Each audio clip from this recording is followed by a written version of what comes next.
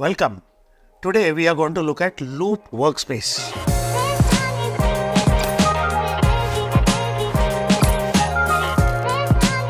It's something like Loop components, but it's a container. Now, why do we need that? We have seen Loop components before, isn't it? We have seen it in meetings, we have seen it in chat, email, Word, but those were individual pieces lying around. Now, if you want to manage a project, an idea, an initiative, some kind of collaboration entirely using Loop components, then you need a place to store them. There is no Word, there is no chat, there is no email. That's called Loop Workspace. Its own place. Now it's available as an app under all apps with Microsoft 365. In case it says it's not set up or something like that, then follow the link in the description. I have given the setup steps. Once Loop is available, you can create broadly two things there, workspace and ideas. Workspace is a container. You create a workspace and put pages in it. If you want standalone pages, then you go to ideas. Add a new idea, evolve it, and then if it becomes a part of a project, of course, you'll need more pages.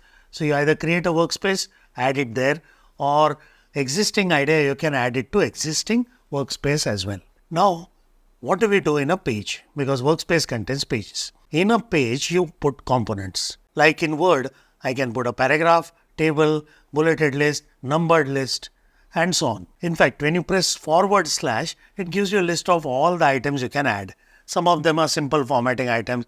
Some of them are actual components. You get the idea. Now let's talk about components. I have a separate video which talks about each component in detail, but this is more from a Loop Workspace point of view. Broadly, there are two types of components. One is content component, other is formatting kind of component. So heading 1, heading 2, heading 3, those kind of things. But the more important ones are the paragraph, lists and tables. You can have a simple table, add columns, and there are some ready-made tables like progress and voting chart, which are predefined columns which are still customizable. So bottom line, /, add a component, figure out what you want, put data in it, invite people and collaborate. Now the whole idea of this workspace is for collaboration. So I need to add people and I need to share this with people. If you know who are the people who are going to be closely associated with executing, just add them to the workspace. If you want, you can share a page as well. In addition to that, there is implicit sharing. What does that mean? Let's say I'm adding a task and I'm assigning a task to someone. I say @someone's name. But then Loop realizes, oh, you are allocating this task to someone, but this person is not a part of the workspace yet. No problem. Then plus sign comes, click on the plus sign. Then it'll ask you, do you want to share? Yes. So that way, a contextual kind of sharing invocation can also happen. So now let's see actually how the sharing happens. I have shared this page with two people. I have split the screen, so now you can see what is happening. Now I'm writing an idea here. Other person can see it live. Of course, when the other person changes it, there is a problem.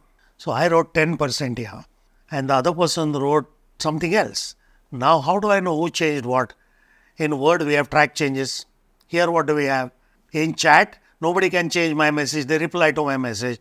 So again, there is sort of very bad, but yes, some kind of track changes. But here, what happens? Click. Just click on the sentence. When you click there, it shows you sort of a bubble tooltip.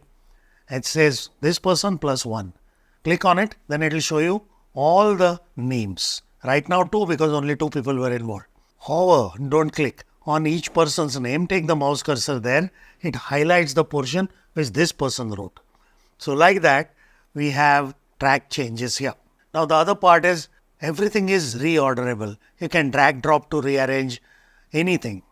You can reorder rows and columns also with drag drop, and everyone is seeing the result live. The other aspect is whenever you see this small little icon coming here, that means comments. So anyone can put comments in any location. So people are not editing the content, they are opining about the content. That's also another part of collaboration. Now from a governance point of view, where are these things stored? So technically, they are a part of SharePoint syntax repository. The individual Loop components we have seen in chat and meetings and email, those are stored in the creator's OneDrive. Whereas these go into syntax repository. But from an auditing governance point of view, everything which SharePoint gives is available. So call to action is simple. Next time, if you are doing some close coordination and few tasks to execute, usually you would have done it in chat, Teams chat. Why not try Loop Workspace, see the difference? I am trying it and I find that where it is highly collaborative, then this works better than chat, because here the original document structure is maintained. Whereas in chat, whatever may be the purpose, it gets disturbed because chat is driven by what was the last message. And by the way, last bonus item, when you create a Loop Workspace, there will be a lot of components.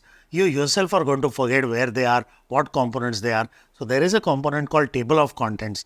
Add it in the beginning, it will automatically create the TOC. And when you add more components, it will automatically update. Now it is a little confusing because it looks like a URL. You have to double click on it. So bottom line, add a TOC for every loop page. You may still be wondering, yes, I understand what is Workspace, but it's still like a Word document which I can easily share and do almost everything which we just talked. Agreed. Some people will say, no, I still have chat and I could have put loop components in chat and then collaborated better. Absolutely agreed. And then I just showed you Loop Workspace. And now is it confusing? No, it is not confusing. It's just an alternative. If you want to go somewhere, you can go by cycle, by car, by air, by train, like that, depending on the context, depending on what is the need of the hour, you choose. It's just another extra option. The idea is to try it out, because some people may suddenly love this idea, and in your culture, in your team, this may be eminently better than chat or Word. That's what I'm saying. Try it out, and then when the need arises, choose the right tool in the right place. So this is a new concept, I understand. Some of you may have used Notion or similar tools. This is on same lines. So it's giving you another option compared to a typical formal document with sharing or a chat with execution. So chat with loop components is one option. Loop Workspace with loop components is another option. Try it out and let me know which one works better for you, which use cases are best suited for Loop Workspace, and then if required, I can make more extended and deep dive videos as well. In the meantime, watch the individual loop component video as well. So that's it for now. Thank you.